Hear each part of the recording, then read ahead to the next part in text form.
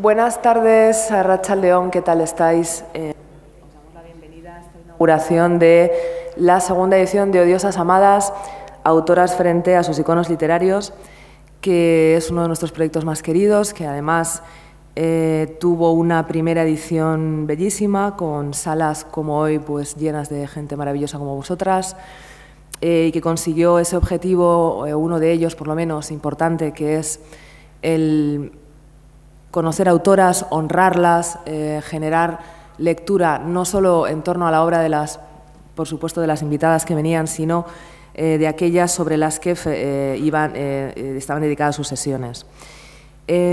Por todo esto, sobre todo, hay que dar las gracias al Ayuntamiento de Pamplona y a Cibivox Condestable por haber apostado otra vez por este proyecto y, entre otras cosas, también por haber apostado y haber hecho el esfuerzo de contar de nuevo, estoy un poco como muy encorvada, contar de nuevo con el streaming. Le mando un beso a mi madre, que lo está viendo, ¿no? Entonces, bueno, este proyecto, como os digo, este ciclo que empieza hoy con la maravillosa Silvia Anclares, a la que saludaremos ahora, va a tener 10 maravillosas paradas, pero, como digo, hoy tenemos la suerte en el arranque de tener a Silvia, que es una bellísima persona, porque lo es, aparte de una artista espectacular, ¿no? Silvia acaba de llegar in extremis, como quien dice, porque ha llegado hace apenas media hora de Madrid, de donde está terminando o trabajando en los ensayos del proyecto, nada más y nada menos que para el Centro Dramático Nacional, del proyecto Lengua Madre, un proyecto de teatro documental dirigido por Lola Arias y que se estrena en marzo. Aparte de ese proyecto, que espero que tengamos la suerte de ver en algún momento dado en Pamplona, o en Madrid, o en Barcelona, Madrid y Barcelona me consta que, por supuesto, va a estar ahí.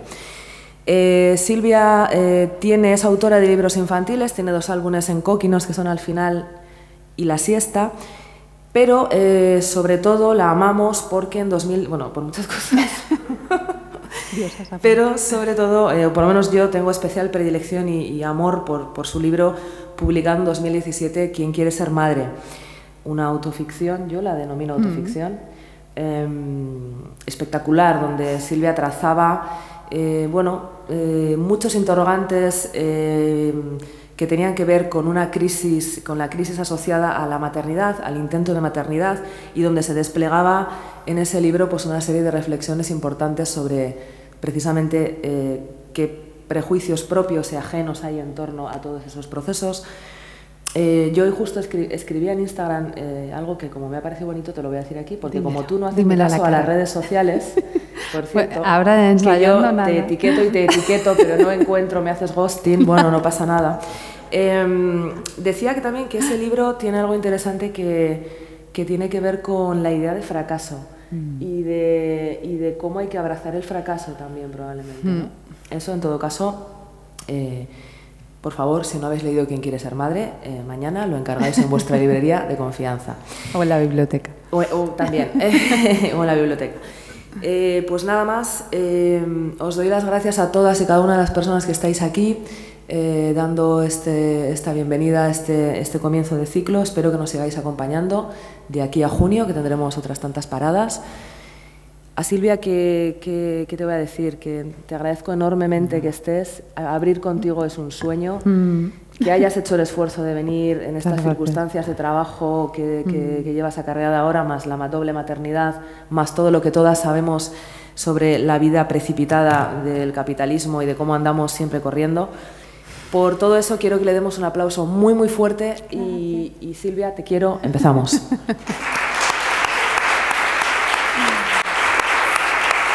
Muchas gracias.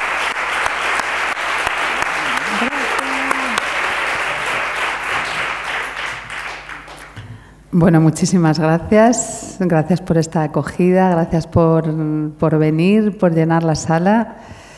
Me siento muy, muy honrada y, en primer lugar, aparte de a Cibivox Condestable y al Área de Cultura e Igualdad de Pamplona, del Ayuntamiento, quería dar especialmente las gracias a Nerea Madariaga y a Carolina Otamendi, comisarias, como ya sabéis, de Letra Heridas, y digo comisarias y no solo organizadoras y coordinadoras, porque creo que están haciendo una labor crucial desbrozando un poco este boom de ficción feminista que estamos viviendo, donde, bueno, a veces hay como una avalancha y siempre está muy bien que alguien nos haga los mapas, ¿no? Para no perdernos.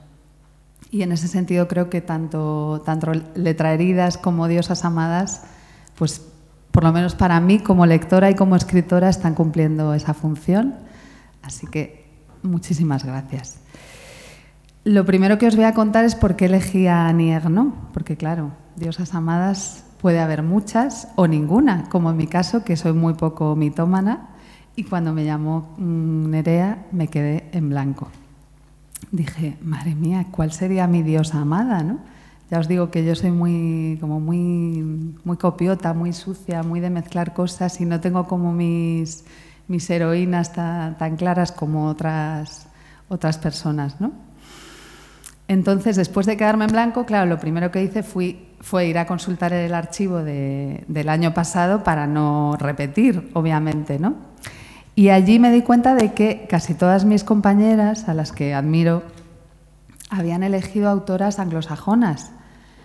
Y probablemente de las primeras que a mí se me hubieran ocurrido también hubieran sido anglosajonas, ¿no? Entonces, bueno, pues para descentrarme un poco de ese canon que a veces es un poco colonizador, ¿no?, de lo anglosajón, pues ya decidí, digo, bueno, voy a intentar que no sea que no sea de lengua inglesa, ¿no?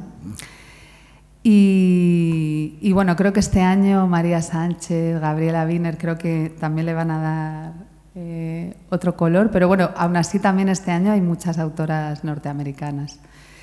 Entonces, bueno, por ahí ya tenía mi primera restricción y después empecé a pensar en el encuentro de Letraheridas del año pasado, ¿no? Entonces, nada, el 7 de octubre de 2021 era, ¿no? Yo ya es que desde 2020 estoy perdida con los años. El 7 de octubre de 2021 estaba participando junto a Nuria Lavari en una charla en Letraheridas, en plena cuarta ola de COVID, Pamplona prácticamente, bueno, cerrada, ¿no? Y bueno, lo que yo no les conté ni a Nuria, ni a Nerea, ni a Carol, es que estaba embarazada de muy poquitas semanas.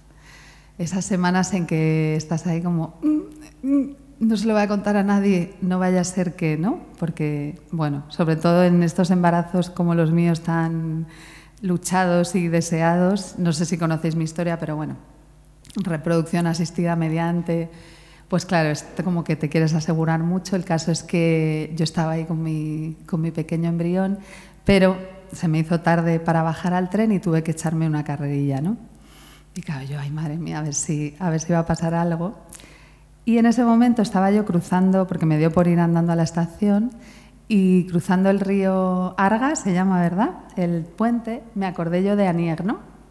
Me vino la imagen de Annie Ernaux cruzando el Sena después de hacerse un aborto clandestino en 1964 con apenas 23 o 24 años, cuando el aborto todavía era ilegal en Francia.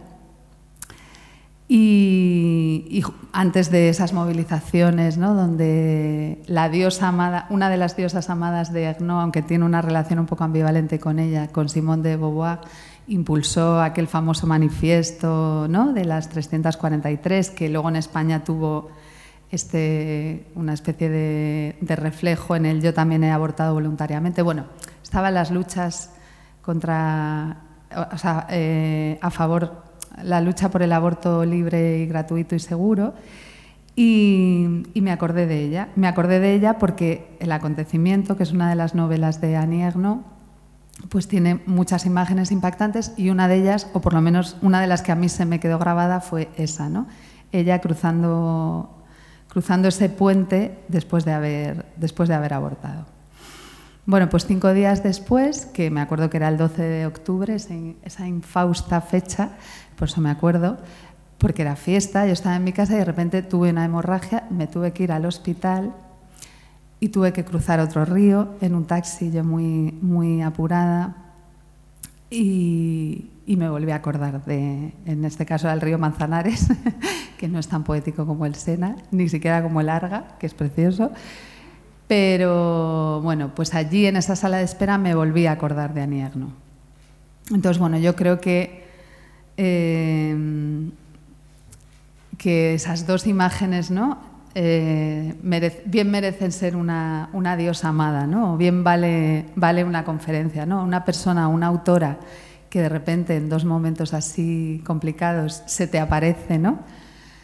Y claro, eran situaciones muy diferentes. Obviamente, un aborto voluntario y clandestino no tiene nada que ver, con un aborto involuntario después de una reproducción asistida.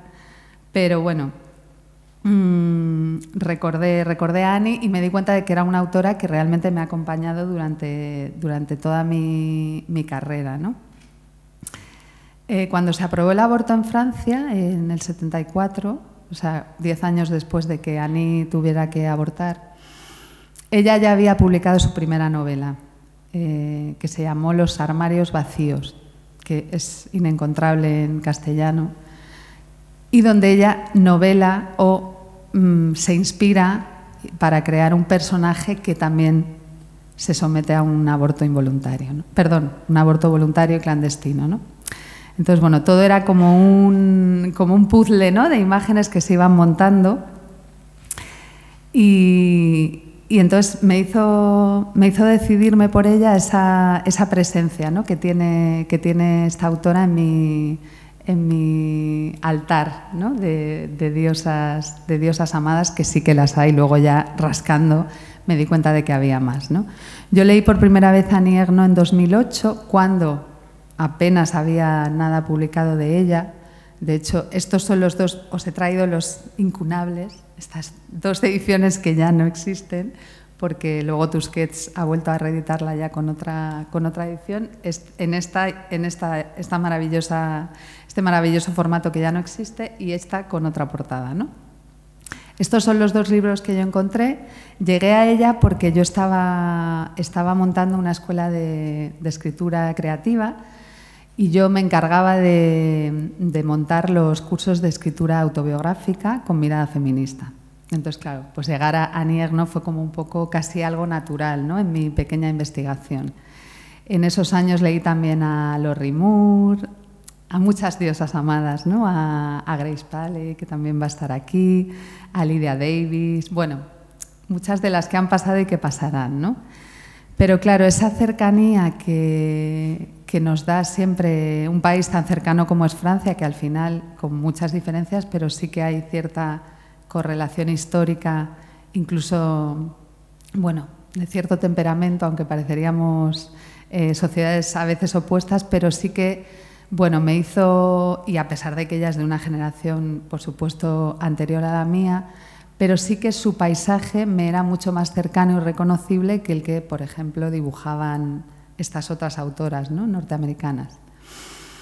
Entonces yo entonces tenía 30 años, acababa de entrar en esa edad así en que el tema de la maternidad ya también se vuelve pues una cuestión, ¿no?, como que empieza a emerger entre otras. Y bueno, recuerdo que algunas amigas mías ya habían empezado a tener hijos y tal.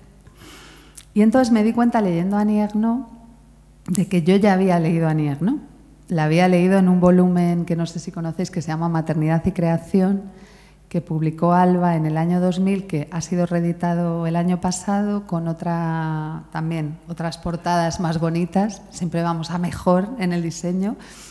Pero bueno, el contenido también ha sido ampliado en esta nueva edición de Alba, pero en esa edición sí aparecía un fragmento de La mujer helada, que es otro de los libros de Annie Ernaux, que ahora tenemos la suerte de tener mucho más, de una manera mucho más accesible, gracias a Tusquets, que sigue editándola, gracias a KRK, que es una pequeña editorial asturiana, y gracias sobre todo a Cabaret Voltaire, que se ha tomado o ha decidido publicar toda su obra, con además una traducción fantástica de... tenía apuntado el nombre, se me ha olvidado, lo voy a decir cuando lo encuentre, no os preocupéis, porque realmente es una traducción impecable, ¿no?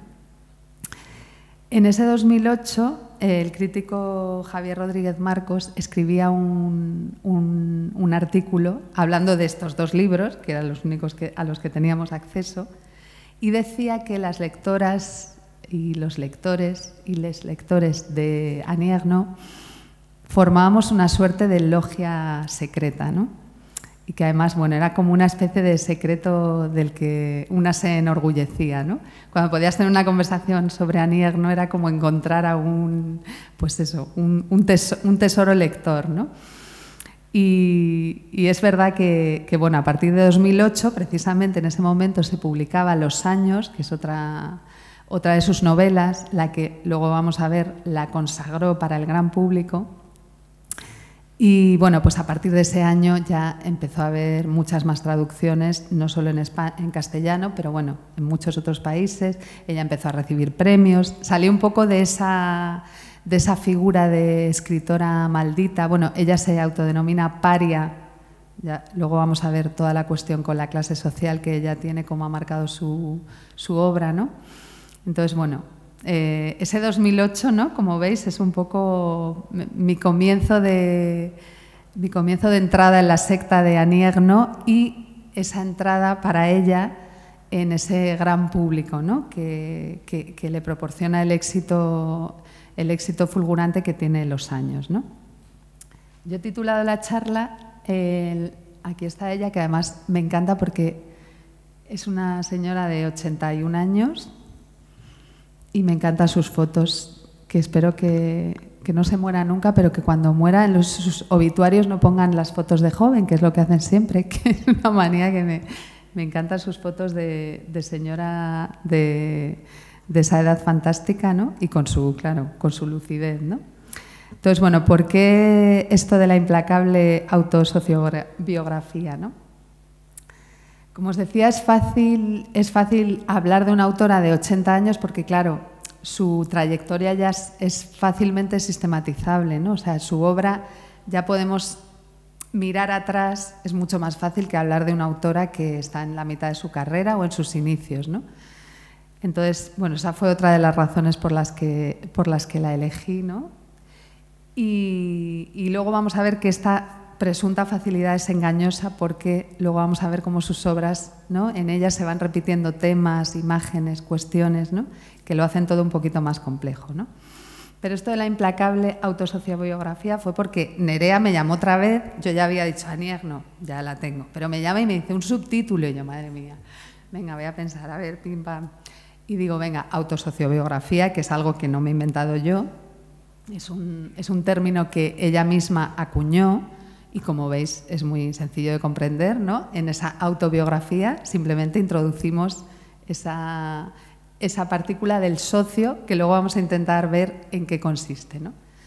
Pero claro, diréis, ¿y ese implacable, ¿no? ¿A qué viene? Bueno, pues antes de explicaros por qué he decidido titularla así, os voy a enumerar algunos de los adjetivos que son habitualmente utilizados para adjetivar la literatura de Annie Ernaux, ¿no?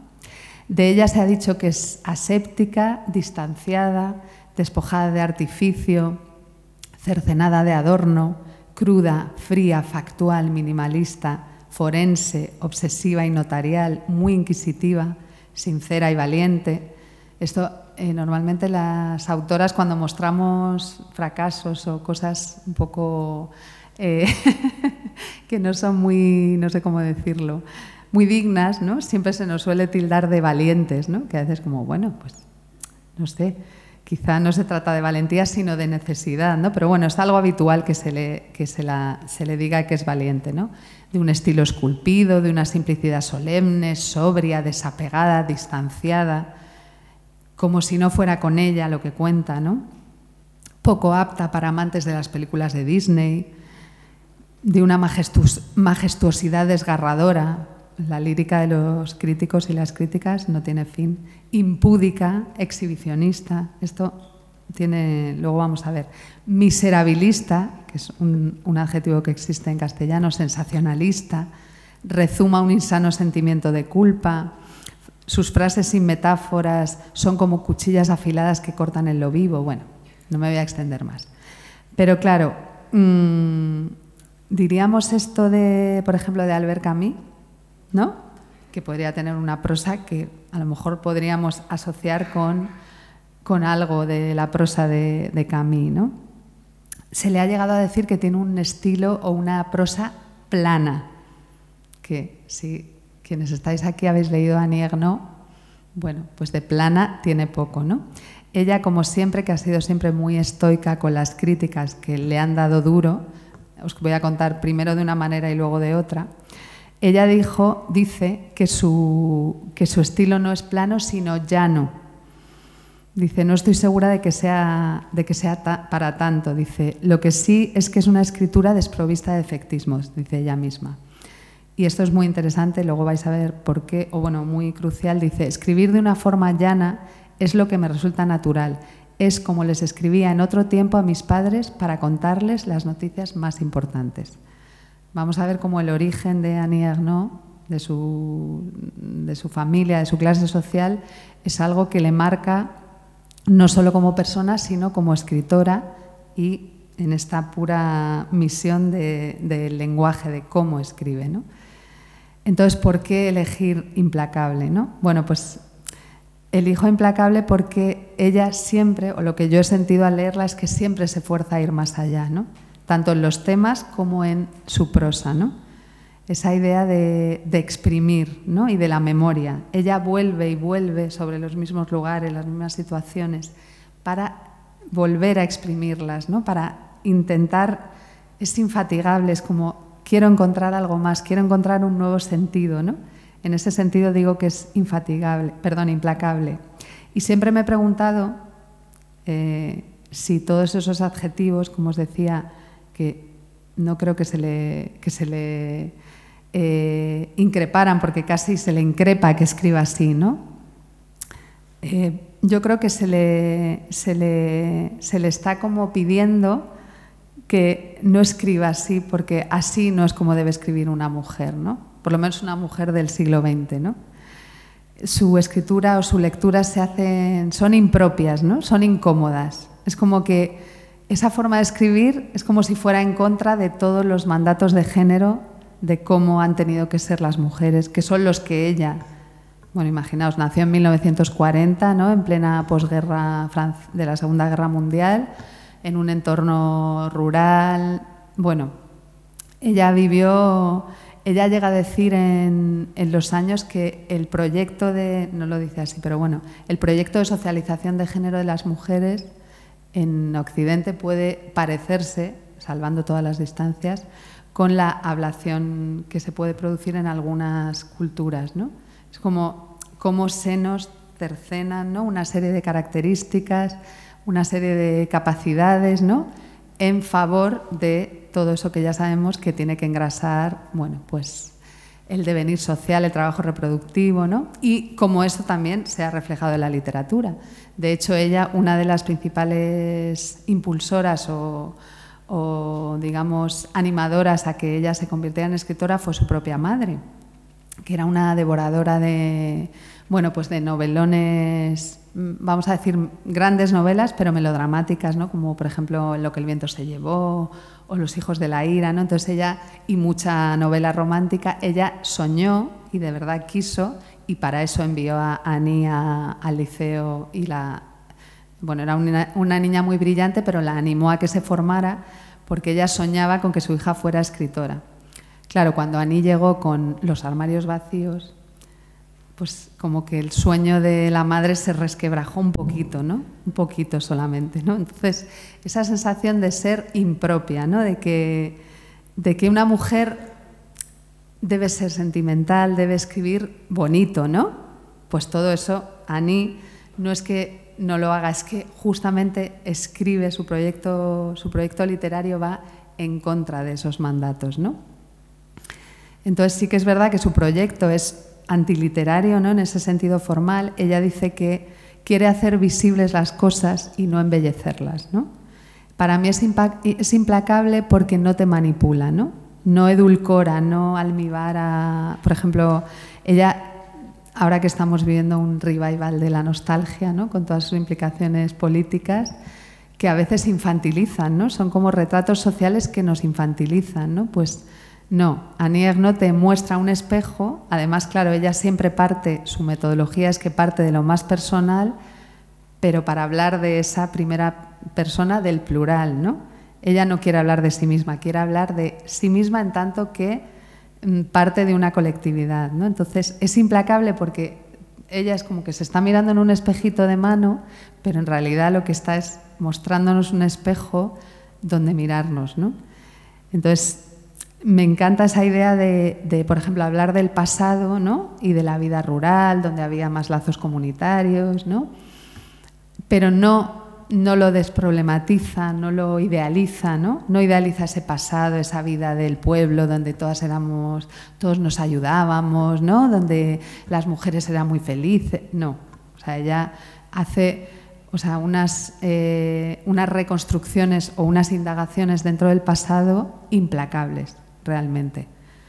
Donde dice, no es que hayamos ido a peor, ni mucho menos, no es que ella crea en el progreso, no es que ella crea que la sociedad neoliberal es mejor que esa sociedad, bueno, pues eso, con más lazos comunitarios, pero, por favor, no idealicemos un pasado que también era muy problemático y sobre todo para las mujeres, ¿no? Las personas que eran metidas en ese digamos, en ese molde, ¿no? tan sumamente estrecho, ¿no? Entonces, bueno, a mí me fascina cómo es tan fiel a ese proyecto, por un lado antiliterario en la forma y por otro implacable en el sentido que le quiere dar, ¿no? Social.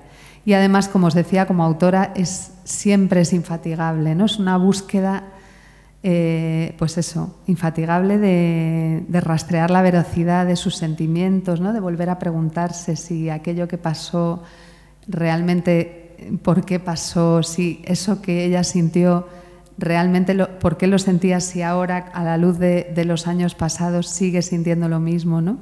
Entonces, bueno, me parece una capacidad pues eso, como de integridad hacia su propio pasado, hacia su memoria y hacia su trabajo, ¿no? De escritora, bastante para poner en el altar de nuestras diosas, ¿no?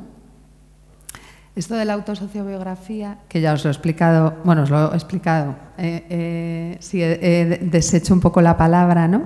Pero bueno, no es otra cosa que un estilo, una manera de escritura autobiográfica donde lo social tiene un peso muy importante, como os he contado, ¿no? Sería como una hibridación entre literatura y ciencias sociales, donde lo personal lo que intenta es interpelar hacia lo colectivo, ¿no?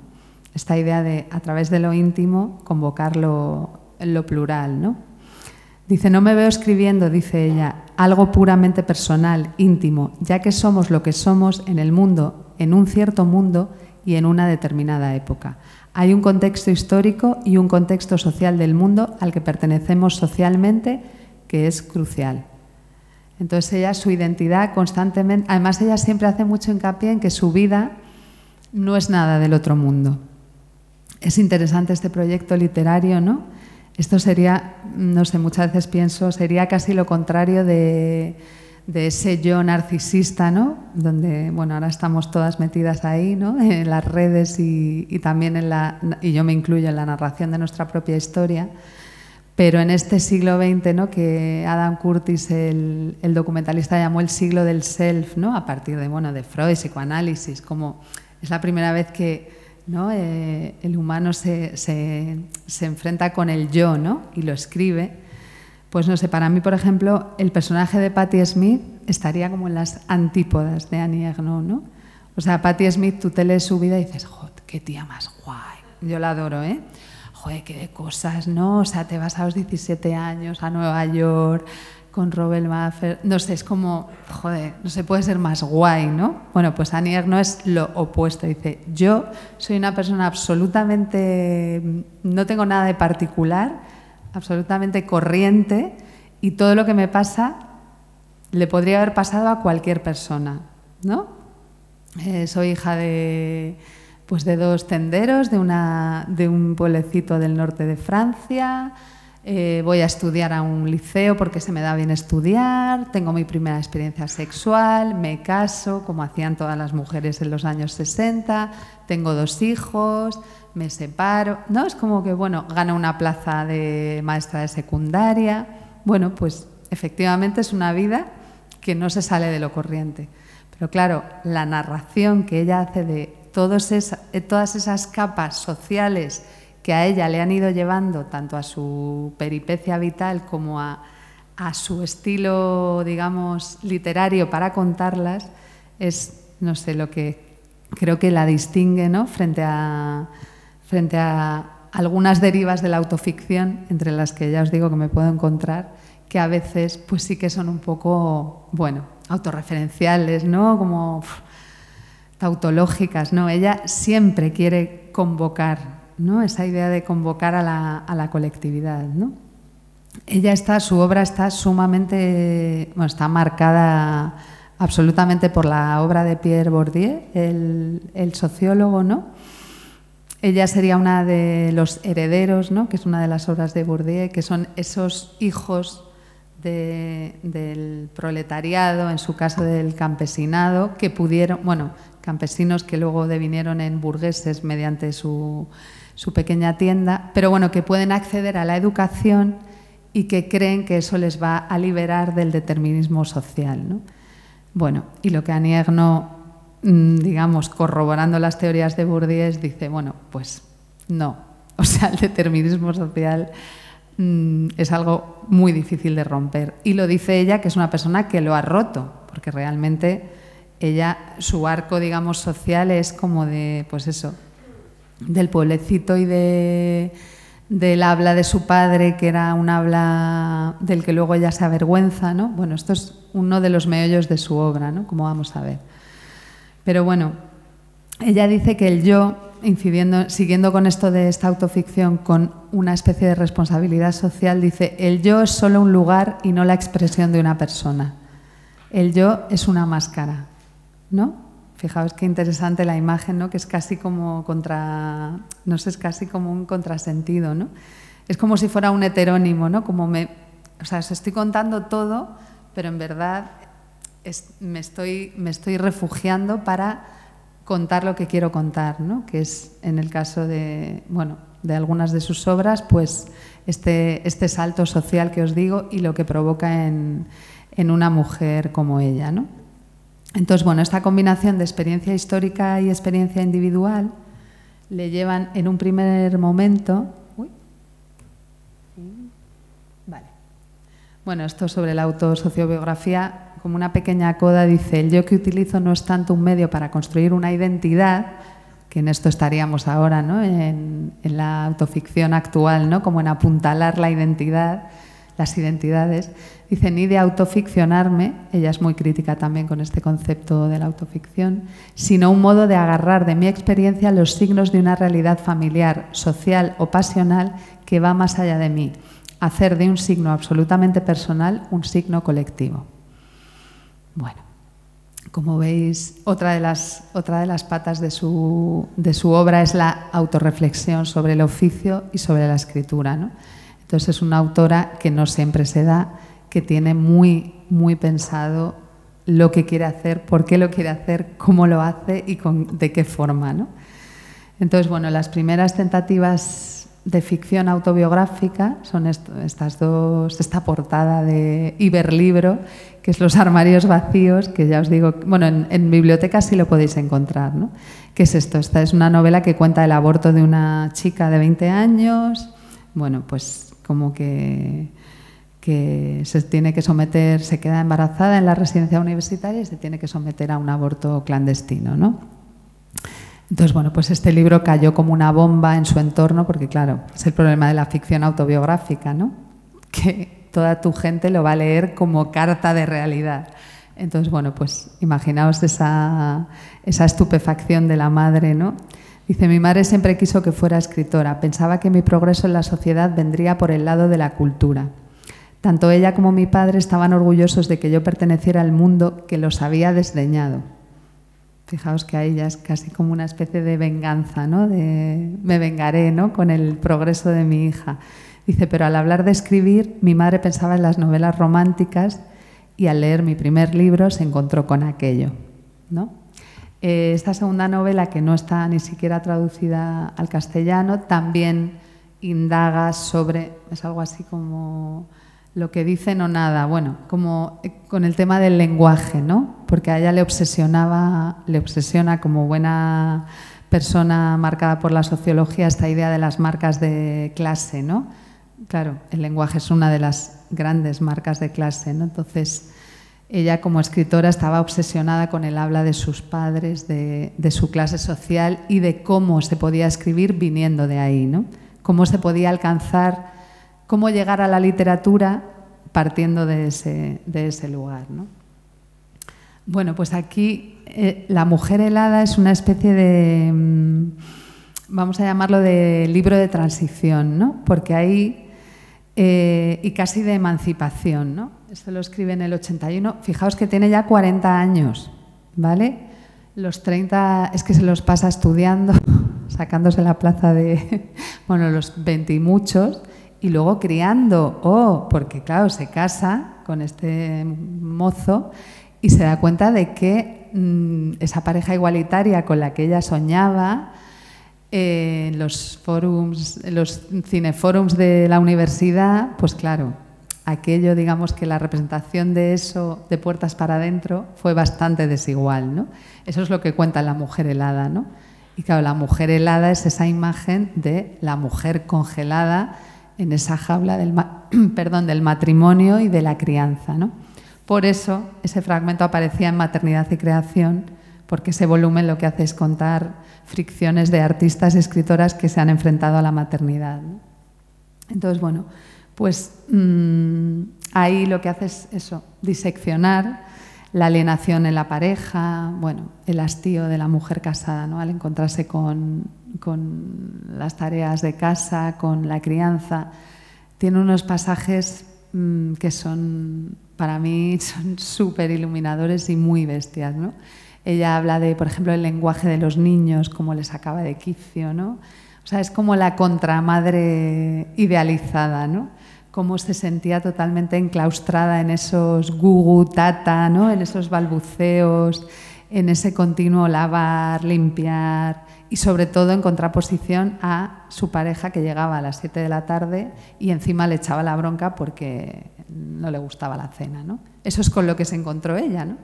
Ella, que había sido una alumna brillante, ¿no? Y su madre le había llenado la cabeza de sueños, ¿no? Y su padre, ¿no? Con, bueno, tú te vas a emancipar, ¿no?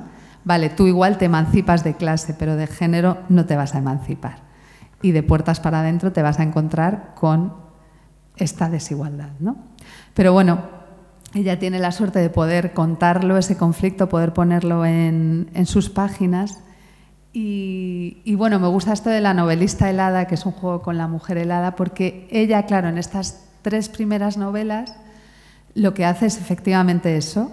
Dice, quiero ser escritora, voy a escribir novelas, que es lo que escriben además las mujeres, ¿no? Las autoras, ella siempre dice que los escritores de verdad suelen ser hombres y que las mujeres, si acaso, a las mujeres se nos deja ser novelistas, ¿no? Entonces, bueno, ella se pone a escribir novelas, pero enseguida se da cuenta de que ese género a ella no le basta, ¿no? No le sirve. Ella tiene que inventar una nueva forma para lo que quiere contar, ¿no? Entonces, por eso, esa novelista helada, La mujer helada, es un poco el libro de transición, donde ya vemos esa Annie Ernaux que está dejando atrás la novela de ficción, pero todavía no ha encontrado su voz, ¿no? Es muy interesante verlo. A mí me gusta aquí dejar una clave para entender a Annie Ernaux, que es, bueno, 2 claves que os van a sonar, ¿no? Una es algo definitorio en su vida, que es que ella mata al ángel del hogar, ese al que nos animaba a matar Virginia Woolf, ¿no? Para convertirnos en escritoras o en mujeres emancipadas. Ella, fijaos que es hija única y abandona a sus padres. Esto os hablo para una mujer nacida en los años 40, que ya sabemos cuál era el destino de esas hijas únicas en su caso, ¿no? Ella, sus padres, ya os digo que la animan mucho a estudiar, pero en cuanto puede, no solo se va a la ciudad más cercana, sino que se va al sur de Francia. O sea, cambia radicalmente de coordenadas porque quiere dejar atrás ese origen, ¿no? Entonces, esta idea de matar al ángel del hogar yo creo que es definitoria si queremos explorar su obra, ¿no? Y su persona, ¿no? No sé si conocéis a Almudena Hernando, que es una historiadora, antropóloga. ella siempre habla de la identidad relacional frente a la identidad del logro, ¿no? La identidad relacional sería la que conforma, ¿no?, digamos, el género femenino, vamos a llamarlo, y la identidad del logro sería la que conforma el género masculino, ¿no? Entonces es interesante cómo ella también rompe con esa identidad relacional y dice, yo me voy a convertir en escritora, ¿no? Y ella dice que lo más importante de su vida es ser escritora. Que sí, que sus hijos le han hecho muy feliz, que sus nietos también, pero que si tuviera que destacar algo de su vida es ser escritora, ¿no? Entonces ella como que se ha aventurado a romper esas dos cadenas, pero lo interesante es que su obra también podría tener una lectura relacional, es decir, ella habla del matrimonio, de ser hija, de ser madre, de ser amante, ¿no? O sea que no es que se desvincule del todo de esa identidad relacional, que como dice Almudena Hernando, no es que sea algo que debamos abandonar, es que debería ser un valor universal, ¿no?, esa identidad relacional y no en contraposición con la identidad del logro, ¿no? Entonces lo interesante es que Annie Ernaux, con esas relaciones, ¿no?, que la constituyen, a pesar de ella, hace todo su proyecto literario y disecciona, ¿no?, como ya hemos visto en esa lista, ¿no?, hace como de entomóloga, entonces va cogiendo el matrimonio. Voy a haceros aquí la autopsia del matrimonio contemporáneo de los años 60. La maternidad, os voy a hacer la autopsia, o sea, que no es que reniegue ni se ponga a escribir novelas que no tengan nada que ver con su propia vida, sino que subvierte esas dos premisas, ¿no? Por un lado, el estar atada a los padres, ¿no?, y al cuidado, y por otro lado a tener que ser esclava de los lazos, de las relaciones, ¿no? Ella, como buena hija de su época, en esto me recuerda un poco a Martín Gaite, siempre ha renegado, a pesar de ser una mujer muy de izquierdas, aún a día de hoy, que anda por ahí escribiéndole cartas a Macron para decirle que es un impresentable, con sus 80 tacos, pero siempre ha renegado, y en ese sentido, como os digo, es hija de su época, de nombrarse como feminista. ¿Por qué? Porque esto penalizaba automáticamente a las autoras. Ella vio como autoras de su época eran defenestradas, ¿no?, incluso del mercado editorial, ¿no? O por lo menos, por ejemplo, Hélène Cixous, que es contemporánea de ella, como metidas. Ella no quería ser metida en el cajoncito de autora feminista, ¿no?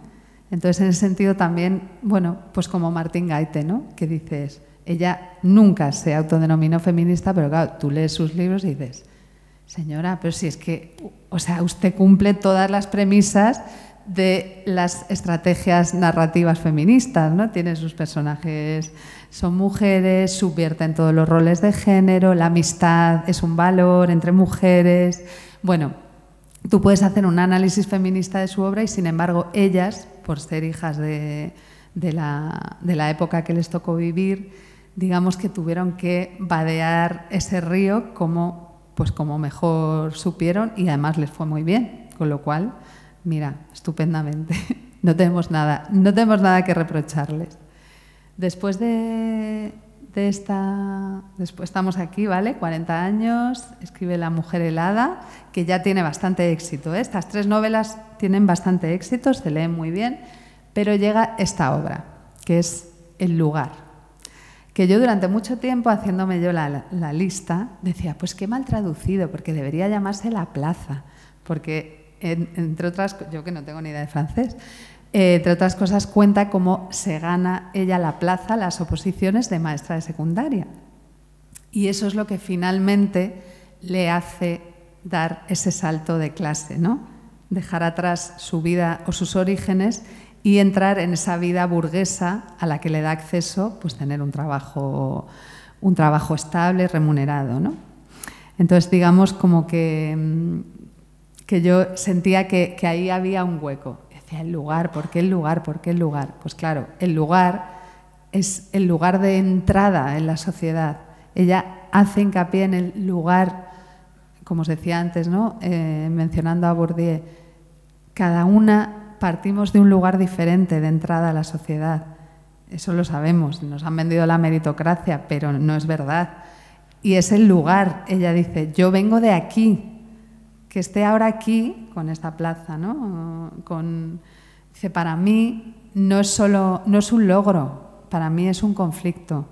Para mí ella se sentía que estaba traicionando a su clase social, ¿no? Por haber accedido a esa burguesía, entre comillas, ¿no? Y esta idea, ella siempre se denomina tránsfuga de clase, ¿no? Eso es como el meollo de su literatura, ¿no? Entonces, esta idea del lugar es muy, muy relevante, ¿no? Es el lugar de la clase dominada frente a la clase dominante, ¿no? Y eso ella, aún hoy, que vive en una casaza y en unos suburbios de París estupendos, ella todavía hoy vive en ese conflicto, ¿no? Que bueno, luego vamos a ver cómo hay gente que dijo que bueno, pues que se asimiló, se aburguesó de verdad, ¿no? O sea que bueno, ya llega un momento que tiene ya tanto éxito que realmente se convierte en un personaje muy privilegiado, ¿no? Pero bueno, vuelvo al lugar. En él habla de su padre. Básicamente, a los pocos meses de ganar la plaza, el padre se muere. Es un libro clásico de duelo, de reconstrucción de la vida del padre para entenderse a sí misma, ¿no? Y lo interesante es que no lo hace desde lo elegíaco, ¿no? Desde la idealización del padre, no. Ella cuenta cosas muy bestias, como esto que os cuento del lenguaje, ¿no? El padre hablaba el patois, que es como el francés, bueno, que se habla sobre todo en el campo, y como a ella le daba vergüenza. Porque claro, sus padres, como la mandan a estudiar fuera muy pronto, ella, en cuanto entra a los liceos estos privados, claro, se encuentra con chavalas de clase alta y dice, de repente hay un pasaje muy fuerte en Memoria de chica, dice, de repente me di cuenta que era fea, sucia, ¿no? Que mis padres olían mal, que hablaban mal, ¿no? Esa idea del desclasamiento, que es uno de los grandes temas de la literatura contemporánea, ¿no? Aquí también me gusta con esta idea del padre analfabeto, ¿no? Prácticamente. La idea de la lengua padre, ¿no? Porque siempre hablamos de la lengua madre, mira, ahora que estoy con el montaje lengua madre, pero la lengua padre nos define, ¿no? Porque además, claro, la lengua padre es, en su caso, ¿no? Era ese determinismo social por un lado y esa expectativa, ¿no? De en qué te vas a convertir, hija, todo lo que he invertido, ¿no? En ti, me tienes que devolver de algún modo con tus logros.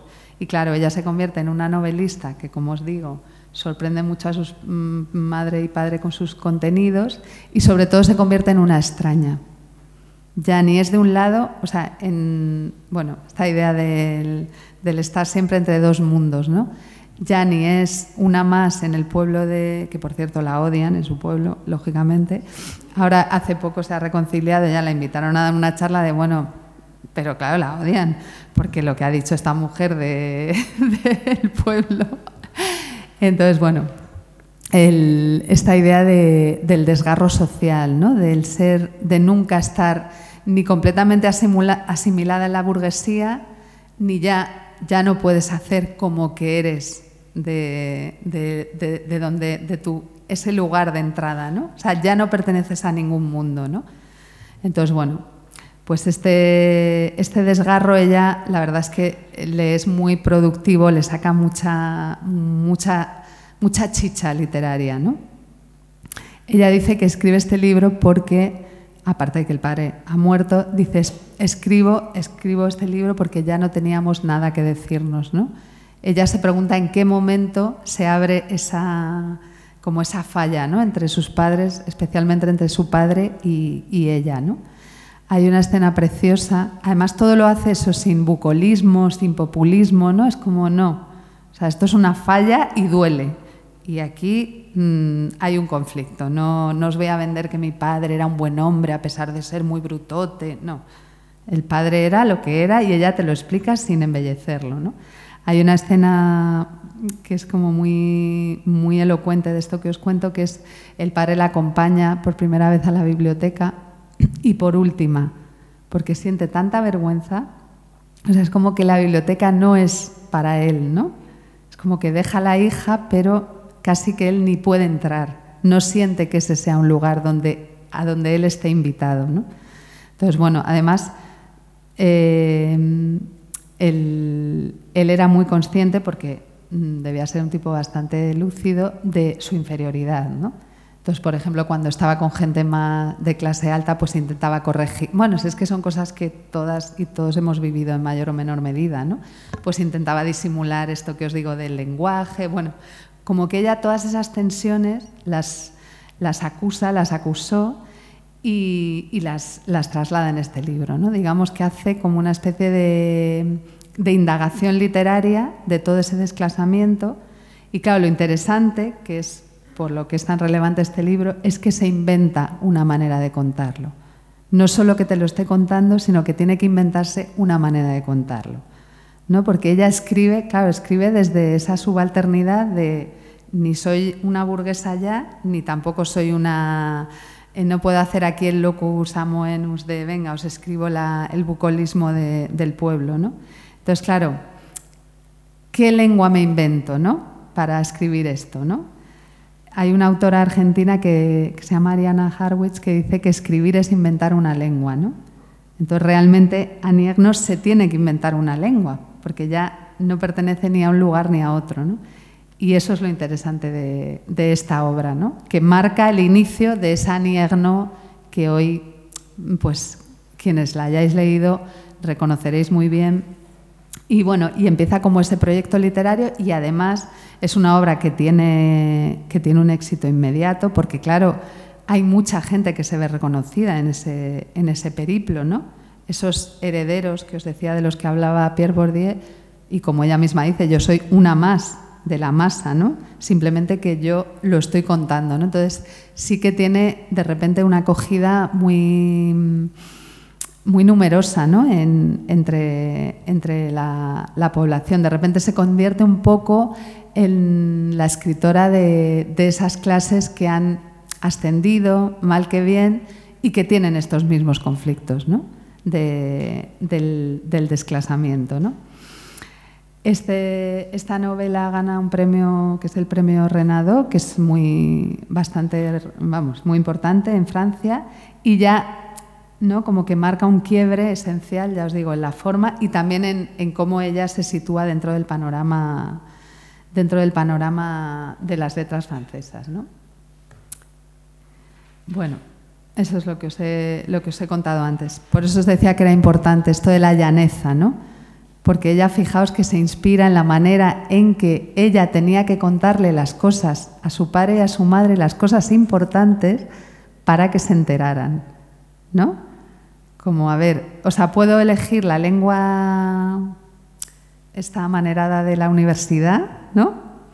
O puedo intentar escribir para que me comprenda mi padre y mi madre, sin tampoco hacer una caricatura de eso, ¿no? Pero bueno, me interesa, por eso antes os he remarcado esta cita también, ¿no? Bueno, y os voy a poner este pequeño vídeo que me encanta porque, claro, ella gana este premio y de repente tiene que ir a un programa muy famoso que es Apostrophe, no sé si Apostrophe, quienes sepáis francés, que bueno, era como una especie de ceremonia de introducción, precisamente el lugar, ¿no? Por eso lo he llamado el lugar de Annie Ernaux. Vale, fijaos. Alors on va passer à Annie Ernaux. Bueno, es que parece una caricatura este señor ya de entrada, ¿no? Con su pipa. Espera, que voy a poner el momento. A ver.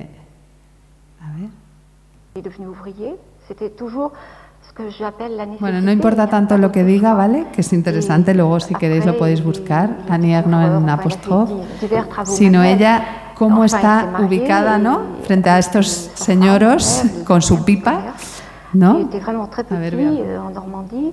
Il ne pouvait absolument pas marquer, travailler sur la mémoire, travailler aussi beaucoup sur, rien que de dire cela, ça montre déjà notre limitation. Enfin, tout sortait.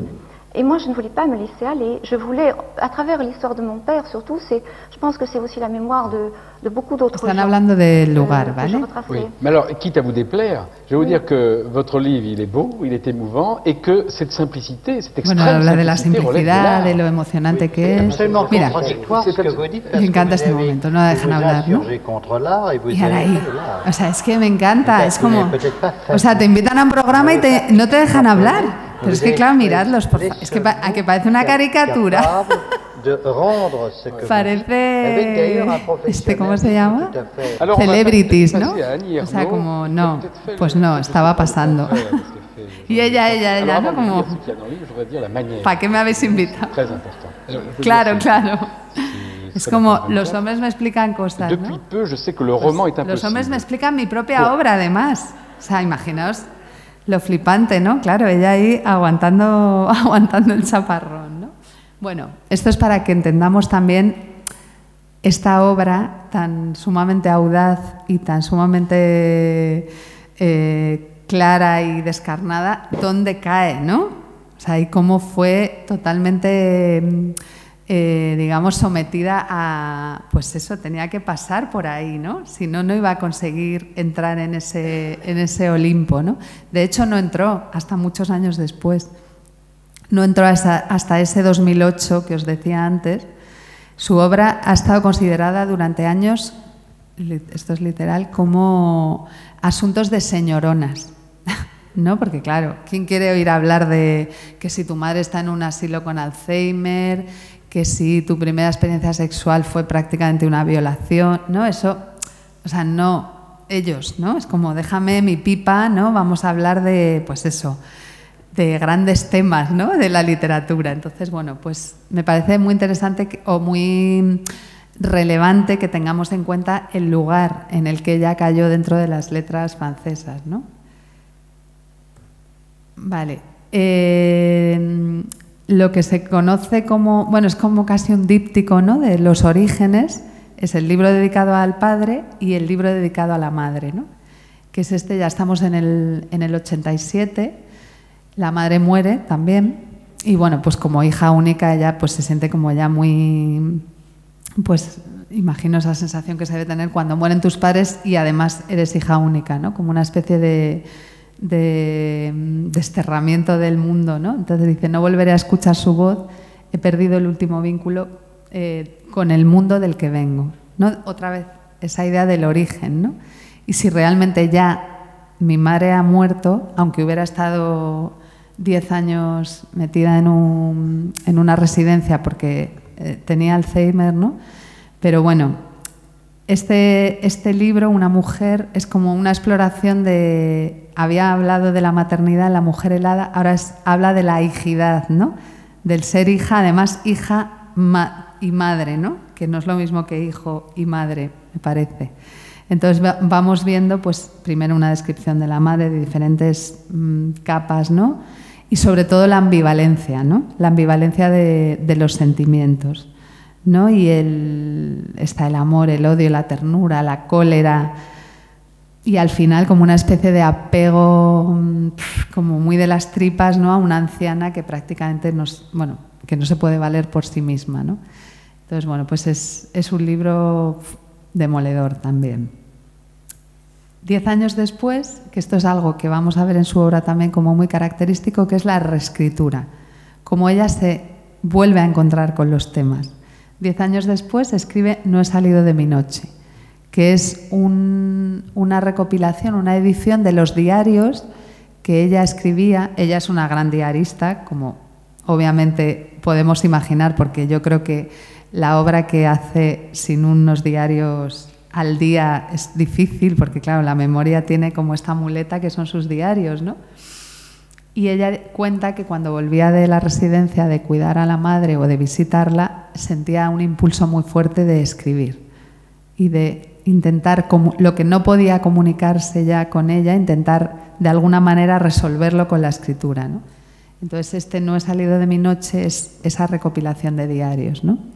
En esta foto vemos este es el café famoso, el colmadito que tenían los padres, que ahora vamos a ver, o bueno, ya os estoy contando que es muy relevante en su obra, hasta físicamente, Se ha convertido hasta para algunas personas como en un lugar de peregrinaje, ya para los superfans, ¿no? Entonces, bueno, pues aquí está esta madre que fue tan definitiva para su vocación también, ¿no? Y este díptico podríamos llamar trilogía de los orígenes, ¿no? Con esta última novela. Digo novela, lo digo en cursiva porque ella dice que escribe antinovelas, que no se identifica con la idea de la novela, pero bueno, para entendernos. Este trabajo, este libro, que es La vergüenza y que empieza así. Mi padre intentó matar a mi madre un domingo de junio. Fue a primera hora de la tarde. Yo había ido como de costumbre a misa de 12 menos cuarto y después a comprar unos dulces a la pastelería de la ciudad. Un conjunto de edificios construidos después de la guerra. Así empieza la novela. Bueno, tú al padre ya lo has conocido, porque acordaos que en el lugar ya teníamos una imagen bastante clara de él. Y de repente dices, perdona, este pequeño detalle, este pequeño episodio, no me lo contaste, ¿no? O sea, ¿por qué? Bueno, pues ella dice que ella escribe cuando puede enfrentarse a sus episodios vitales. Entonces, esto, La vergüenza, ella dice que aquel día, que por supuesto marcó un antes y un después con la relación, sobre todo con su padre, de la relación con su padre, le llenó de profunda vergüenza. Y bueno, esto es algo habitual, ¿no? En la violencia de género, que las víctimas sientan vergüenza en primer lugar, ¿no? Entonces, bueno, esta indagación y esta lucidez que tiene en esta novela, son todas novelas breves, así que os animo mucho a que le concedáis algo de vuestro tiempo. Cerraría como esta página, ¿no? de la idea de exprimir la memoria de los orígenes, ¿no? Y convertirla en un artefacto social.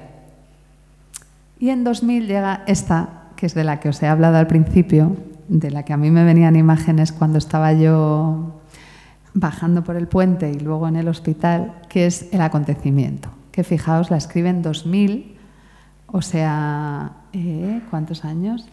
Ayudadme, entre el 63 y el 2000 son... Estoy fatal. Son 47, ¿no? 37, perdón. Patao. Vale, bueno, pues 37 años después es capaz de enfrentarse a este aborto clandestino, ¿no? Dice, el miércoles 8 de enero de 1963 fui a París a conocer a la mujer que me ayudaría a abortar y a concertar con ella una serie de detalles prácticos. El día, el precio, ¿no? Esta es una típica metodología de Annie Ernaux, ¿no? Hablarte, pues eso, de todo aquello que... No te voy a hablar de mis sensaciones, quizá. Te voy a hablar del mandil sucio que llevaba la tipa que me hizo pasar, de las escaleras que subí, del puente que crucé, del día que era, porque ese día es relevante, ¿no? Es el miércoles 8 de enero de 1963, cuando era ilegal el aborto en Francia. No es aborte un día, ¿no? Esta es la idea de la autosociobiografía, ¿no? Dice, escribir la fecha es para mí una necesidad vinculada a la realidad del acontecimiento. Y es una fecha, lo que en un momento dado fue el 22 de noviembre de 1963 para JFK, lo que separa la vida de la muerte. Bueno, pues ella habla de este acontecimiento, que aquí tiene otra portada, como, pues eso, un hito, otro hito, ¿no? Otra fractura en esa conciencia de género que subterráneamente o no, pero bueno, aflora, ¿no? O sea, es verdad que en su obra se autodenomine ella feminista o no, ahora ya sí lo hace abiertamente, claro, tiene 80 años y es una autora consagrada, pero bueno, ella escribe desde un cuerpo sexuado y marcado socialmente y, digamos, construido como mujer. Si no, no puedes escribir el acontecimiento, ¿no?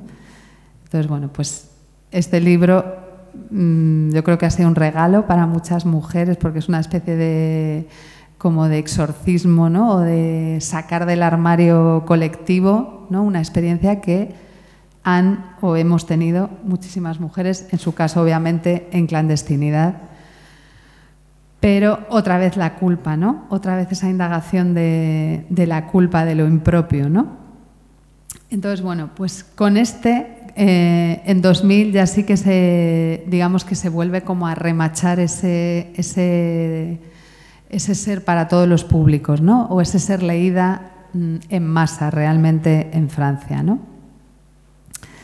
Aquí vuelve a indagar sobre el desclasamiento, el complejo de clase, ¿no? Porque no solo nos habla del aborto, sino en qué contexto sucedió eso, ¿no? Cómo ella tuvo que apartarse de la sociedad en la que habitaba, en la microsociedad, para poder para poder someterse al aborto, ¿no? Y cómo eso le sorprendió, como tantos embarazos, ¿no? que sorprenden, y sobre todo le sorprendió verse, ¿no? Al final, claro, lo cuenta como una especie de como un escenario que nunca hubiera imaginado, ¿no? Como tantas otras mujeres. Por eso os digo que tiene como tiene una función de exorcismo social, ¿no? Este libro, de estar como convocando o conjurando el fantasma del aborto clandestino, ¿no? Que fijaos que es, vaya, súper reciente, ¿no? Que es 1964, es como muy, muy cercano, ¿no?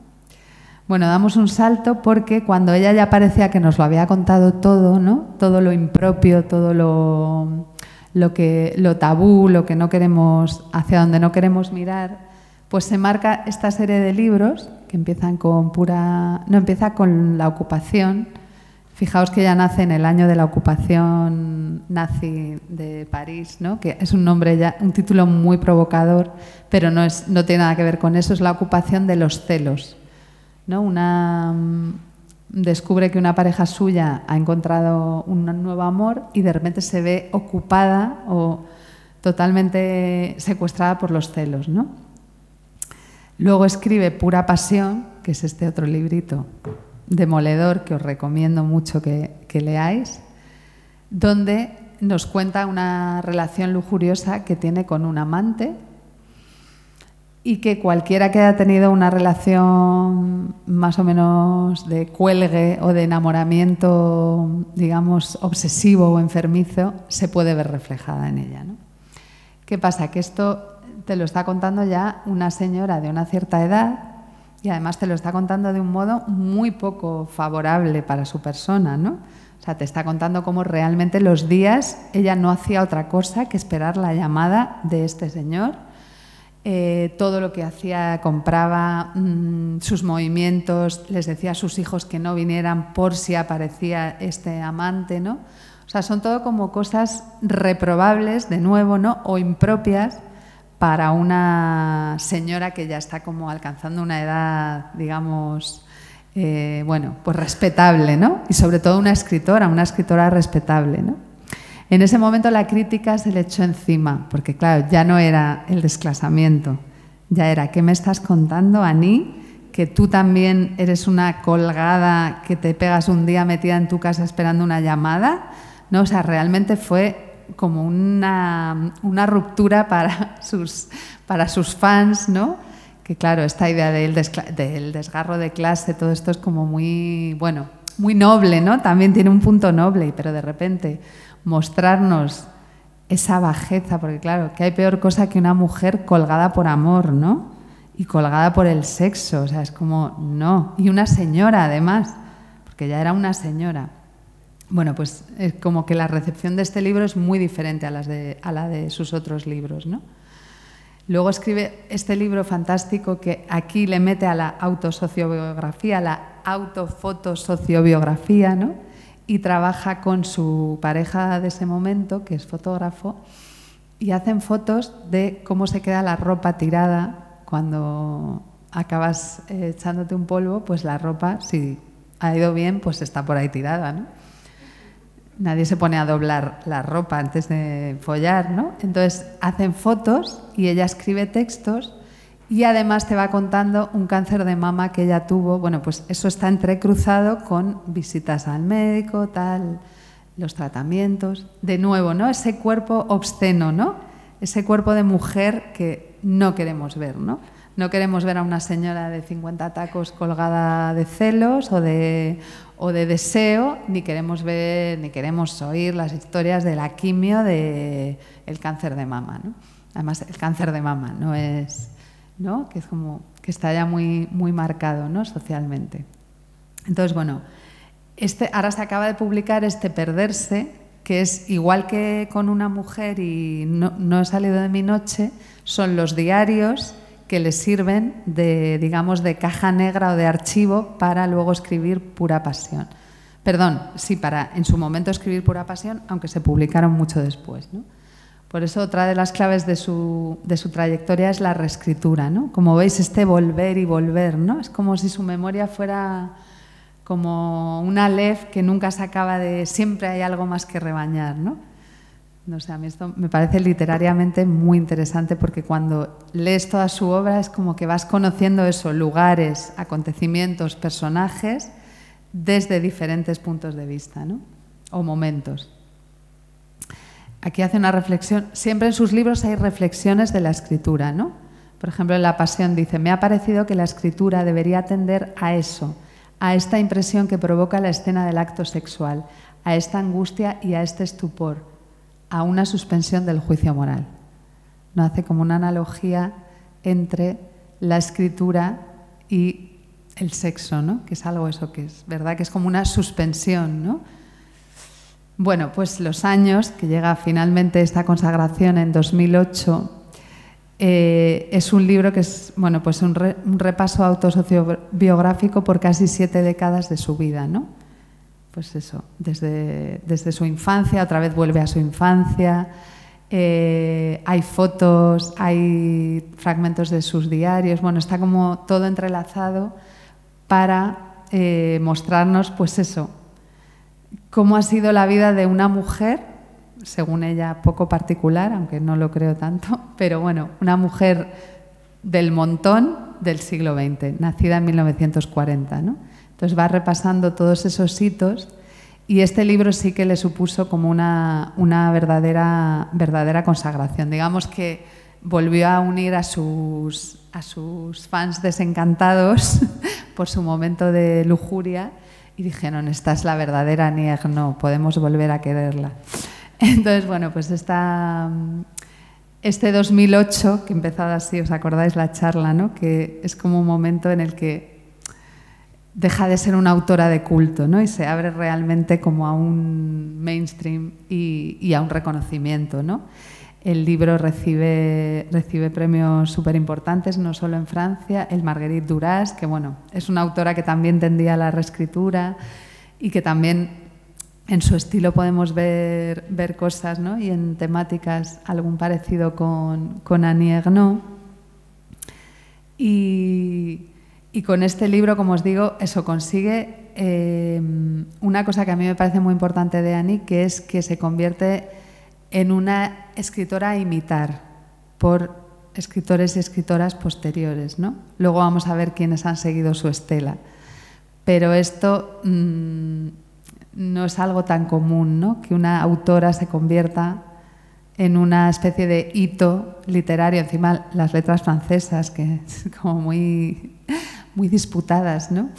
Entonces, bueno, pues con Los años es ya como un éxito incontestable, ¿no? Emmanuel Carrer, el del adversario, que también la tiene, por supuesto, en su altar de diosas amadas, porque él también hace autoficción, muy diferente, pero dice que en ese momento, dice algo así como: nos dimos cuenta que era un clásico, que Annie Ernaux era un clásico instantáneo, que se había convertido en un clásico, ¿no? Y se acabó esa logia secreta de la que nos creíamos los más guays, las que teníamos los 2 libritos de Annie Ernaux, porque de repente Annie Ernaux estaba en todas partes, ¿no? Era como, ostras, la ha descubierto el mundo, ¿no? En 2016 publica Memoria de chica, que es una especie de auto-Me Too, donde otra vez volvemos a una juventud primera, ¿no? Y nos cuenta su primera experiencia sexual, que ella la vive muy violentamente. No es consciente de esa violencia, como nos ha pasado a tantas, ¿no? Hasta mucho después. O a tantos o a tantes. Y lo bonito, o lo que a mí me interesa de su metodología, es que cuando ella reconstruye un episodio del pasado, no es Annie Ernaux de 2016 hablando de Annie, no se apellidaba Ernaux, se apellidaba Duchesne. O sea, no es la Annie Ernaux hablando de esa Annie Ernaux de 16. No, ella hace un esfuerzo mayúsculo en volver a hablar desde ese lugar, desde esa Annie Ernaux, Duchesne de los 16 años, ¿no? O sea, no inviste la escritura de todo lo que ella luego ha ido adquiriendo, ¿no? Como mujer madura, con herramientas, feminista, de éxito, profesora. No, te voy a contar la realidad como yo la viví, ¿no? O sea, voy a hacer un esfuerzo por ser lo más fiel a mi memoria que pueda, ¿no? Entonces, bueno, pues la verdad es que es un viaje también eso a un cuerpo violentado, ¿no? de 16 años, no solo por ese chico, sino socialmente, porque claro, ese chico hace lo que se hacía, ¿no? Que es esta idea también de la autosociobiografía, ¿no? De, bueno, dice, aquella chica de 1958 que es capaz, a 50 años de distancia, de surgir y provocar una debacle interna, que es la que le produce a ella atreverse a mirarla, ¿no? A esa Annie adolescente. Dice, tiene pues una presencia oculta y irreductible en mí. Si la realidad es aquello que obra, produce efectos, según la definición del diccionario, esa chica no soy yo, pero es real en mí. Una especie de presencia real. Y se atreve como a contactar con ella, ¿no? Como si fuera una ouija, ¿no? El libro. Como os decía antes, esta idea de la obra circular, ¿no? Del palimpsesto, de cómo se va reescribiendo unas versiones sobre otras, ¿no? Este es el café, el famoso café, que como os digo se ha convertido como en el Combré de Marcel Proust, ¿no? Como en un lugar casi medio mítico literario de las letras francesas, que los padres, el padre era agricultor, la madre trabajaba en una fábrica y compraron este pequeño, es que no sé aquí cómo se llamará, en Andalucía es una bacería, que es como una tiendita pero que también te dan de beber, como que tiene un barecito, ¿no? Entonces de repente era un espacio de socialización donde ella también aprendió, pues eso, mucho de esta idea de la clase social, ¿no? Del lugar que ocupaba, ¿no? De regreso a Yves es esta charla que ha dado ahora recientemente, bueno, no sé, hace unos pocos años, y Le Vrelier, que es como el lugar verdadero, que es otra vez la vuelta a ese lugar, ¿no? Ese lugar es como el inicio de todo, ¿no? El lugar de partida, ¿no? Donde empezó todo. Bueno, os he puesto esta imagen porque, aparte de que fue premiada, no sé, me estoy enrollando mucho, Nerea. ¿Me estoy enrollando ya? Sí, ¿no? Vale, pues voy cerrando. Es que yo podía estar aquí horas, o sea, dadme el toque, por favor. No, os muestro que fue premiada esta serie de portadas de Laura Watcher, que es una ilustradora que me encanta, que sale mucho en El Salto. Bueno, y veis cómo ha captado perfectamente esta idea de la obra circular, ¿no? Que son imágenes, ¿no? Con el amarillo, ¿no? De esa misma mujer en diferentes momentos y situaciones, ¿no? Bueno, aquí os iba a poner este vídeo, pero es que lo quería poner para ver el arco respecto al otro vídeo, ¿no? Como aquí está, como bueno, os vea, ¿sabes? Como muy en su lugar, ¿no? Como que ya, claro, el lugar ha cambiado, ¿no?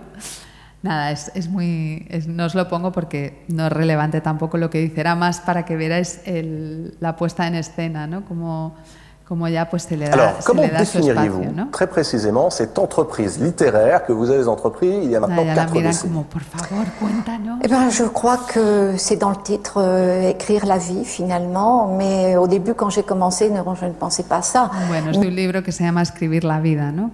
Porque ella tiene varios libros de reflexión, incluso algunos de entrevistas que son muy interesantes porque, ya os digo, esta reflexión sobre la escritura siempre está muy presente en su obra. Alors, comment définiriez-vous très précisément?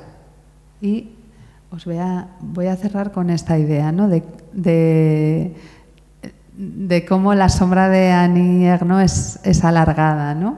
Está aquí Didier Guibon, que no sé si lo habéis leído, pero os lo recomiendo de verdad, Regreso a Reims, que él directamente dice que se ha inspirado en ella, o sea, en el lugar, ¿no? En el libro del lugar. Es bueno, pues un sociólogo también activista por los derechos LGTB que tiene que cortar de raíz las relaciones con sus padres en Reims y se atreve a volver y reconstruir con un texto también entre ciencias sociales y literatura, ¿no? Luego está esta Marie-Hélène Lafon, que os la recomiendo también de corazón, que es una autora que también escribe como de esa España vaciada, Francia vaciada, ¿no? Que sería como la que se quedó, ¿vale? La otra, la que se quedó allí, ¿no? Y, bueno, Virginie, lo voy a decir a la castellana, Despentes o de Pan, que también es una deudora de su obra, ¿vale? Está aquí Edouard Louis, que es otro de los enfants terribles de la escritura francesa, autobiográfica, y Nicolas Mathieu, que, bueno, es que son todas... Además me gusta que son hombres y mujeres, ¿no? Y que todos rinden pleitesía a esta autora, ¿no? Hoy día, que como veis ha tenido un periplo un poquito de vaivenes, ¿no? Y bueno, para ellos también y ellas también es una diosa amada, ¿no? Entonces, bueno, es muy bonito también ver esa estela. Y me callo ya.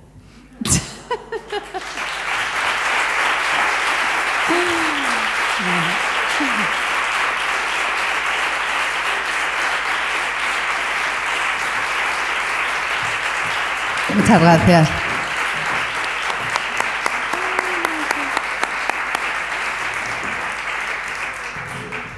Ha sido una sesión maravillosa.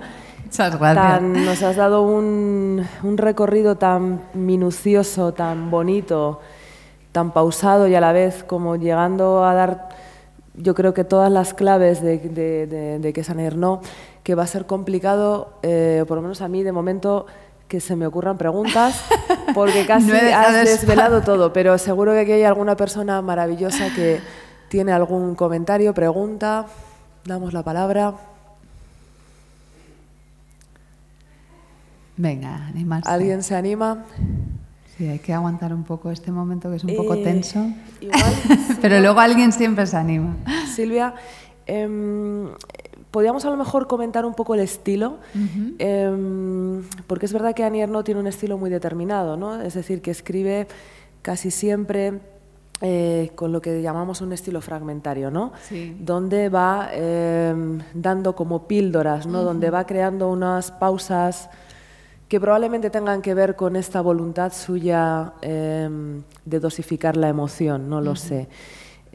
¿Tú cómo analizarías esto? Bueno, porque como está impugnando el propio género de la novela, pues yo creo que tiene que ver con eso, con esa idea de inventarse un propio género. Igual que se tiene que inventar un lenguaje, también se inventa un género, ¿no?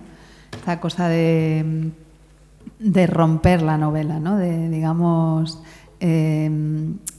como querer apartarla o destronarla o, sí, reinventársela, ¿no? En realidad. Ya os digo que ella dice que lo suyo no son novelas, claro, son antinovelas. Pero tampoco es súper experimental, ¿eh? Que esto no, por favor, que no os disuada, que se lee perfecto, o sea, que no es de estas cosas de Dios mío, no me estoy enterando de nada, no. Se sigue muy bien. Sí, claro. Pero claro. Sí, lo fragmentario está claro que es otro de sus otra de sus características. Y luego también está este hecho, ¿no? De que a mí me ha pasado leyéndola, sobre todo me ocurrió con los dos libros que tienen que ver con el proceso de Alzheimer de su madre, no he salido de mi noche. Y después una mujer, que es ya con el duelo, que Annie Ernaux consigue algo sobrenatural muy difícil de hacer, que es que la emoción creciente que hay en esos dos libros, siendo como es, con ese lenguaje desprovisto, o donde la carga dramática desde luego no está en ninguna poetización, sino como en esa gota a gota de lo que va generando en No he salido de mi noche el proceso a través del diario, como bien has explicado, y después en la ausencia, ¿no? Y no sé en realidad cuál es la pregunta, pero creo que no, pero mira, esto me pasa siempre, que comento... No, pero me da pie a algo que ella dice que ella querría que sus palabras fueran como piedras, en el sentido de ese principio de realidad que tiene una piedra y esa cosa, esa belleza desprovista de efectismo, ¿no? Entonces me parece que así nos sirve para traerlo, porque claro, es que son pedradas, ya no piedras, son pedradas a veces, en el sentido de que te golpean. Totalmente, ¿no? totalmente. ¿Alguien ha pensado alguna pregunta? Ade. Una muy breve. Venga. Gracias porque nos has hecho un acto fantástico. Gracias. Pero quiero preguntarte, ya que las has Sí. Sí. ¿Cómo crees que incide en su obra el hecho de ser hija única? Pues mira, una historia que no he contado. Tiene mucho que incidir porque además no es hija única, es una hija que nace 6 años después de que muriera su hermana mayor. Y de esto ella se entera a los 10 años. Algo ahí, tú te olías algo. Es que había tomate. De hecho, hay uno de sus libros, están en una editorial pequeñita que se llama KRK, asturiana, que es La otra hija. Y es una carta que ella le escribe a su hermana, donde se pregunta precisamente cómo hubiera sido su vida, o qué hubiera cambiado, ¿no? O si ella se pregunta si ha venido, como tantas otras personas que habrán nacido después de un hermano o hermana muerta, si ha venido a suplir, ¿no?, ese vacío que dejaron sus padres y que además no le contaron. Se tuvo que enterar, además, no se enteró como en una conversación, vamos, que nadie le sentó a explicarle. También esto es muy de la época, ¿no? De que los críos, bueno, pues ya no se les tomaba como personas, ¿no? Era como, bueno. Entonces sí, es definitorio, pero fíjate, con esa culpa que ella siente, ¿no? Claramente ella siente que, además como mujer, lo que he comentado antes, que abandona a sus padres, ¿no? Abandona ese rol de cuidadora, de al menos estar cerca, ¿no? O sea que sí, definitorio. Y además ella tiene un punto ermitaño, porque aunque es una mujer muy activa, ya os digo que es muy activa políticamente, pero fijaos que se ha dedicado, ha sido maestra de literatura a distancia, lo que sería, es que no sé cómo se llama, el bachillerato a distancia. Luego vive en un suburbio de París, a 25 kilómetros, pero como en un sitio nuevo, como también desprovisto de historia, ¿no? Ya dice que no le gustan las ciudades históricas porque le recuerdan a la exclusión, a todo lo que ha quedado fuera, ¿no? Claro, a su familia. Su familia en la ciudad no era bienvenida, ¿no? Sus padres eran unos paletos, ¿no? Entonces, a ella las ciudades le recuerdan a esa exclusión. Entonces, es curioso que sí que tiene un punto de única, ¿no? De también haberse construido su propio mundo. Bueno, si a lo mejor no hay más preguntas y como vamos ya un poquito justas de tiempo, te vamos a volver a dar las gracias, Silvia. Además, no creo que nadie supere tu jersey de borreguito rosa. Esto va a ser un hito. Ha sido maravilloso. Recordaos a las que estáis aquí que tenemos un febrero-marzo cargado de joyas para las que, si no me equivoco, podéis, desde luego para febrero seguro y creo que para marzo también podéis hacer ya la reserva. Tenemos el 24 de febrero la cita más próxima a Isabel González para hablarnos de la maravillosa y desconocida Grace Paley. Bueno, luego vendrá Sara Torres, Clara Serra, Bárbara Blasco, María Fernanda Ampuero, o sea, una pasada. Gracias por haber venido, gracias Silvia por esta increíble inauguración, porque de verdad que ha sido una clase magistral. Muchas gracias. Gracias.